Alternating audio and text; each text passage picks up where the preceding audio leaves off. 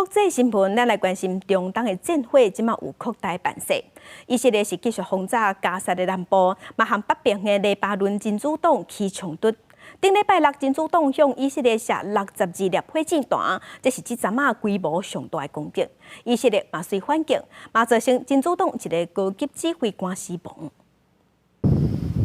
根据黎巴嫩这边的消息，以色列伫当地时间初八对黎巴嫩的南部发动空袭，造成什叶派政治和军事组织真主党旗下的拉德万精英部队，因的高级指挥官塔维尔死亡。这是10月初7以下战争以来真主党死亡的名单内面位阶上悬的军官。塔维尔捌参加2006年和以色列的战争，和2013年和叙利亚的战争。以色列讲，拉德万部队对北方的边境渗透以色列，以军初7嘛伫咧对拉德万部队的行动内面，拍死7个真主党的成员，而且准备要攻击更较侪真主党的据点。因为以色列顶礼拜才伫咧空袭真主党大本营贝鲁特的行动内面，拍死哈马斯第2号的人物，因即摆的行动，互外界是更较烦恼，讲规个局势有可能升级。سامي بلال أبو عيسى ومحمد بلال أبو عيسى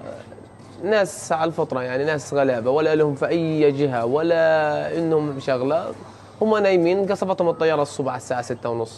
美国国务卿布林肯当在进行以下战争爆发以来第4摆的中东危机之行，无得停在和中东国家来协商，想办法要来阻止冲突扩大，嘛出现扩大援助加沙。Everywhere I went, I found leaders who were determined to prevent the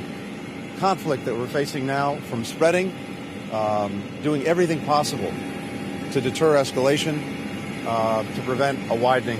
of the conflict. 针对以色列的官员正正提议讲，甲巴勒斯坦人刷去其他的所在，布林肯是表示反对，强调讲袂当强迫已经无出通转去的巴人离开加沙，而且若条件会当，应该互平民较紧转去伊的家园。伊嘛，搁一摆呼吁以色列确保加沙平民安全，和引导援助的工作会当顺利进行。公司新闻新闻部编译。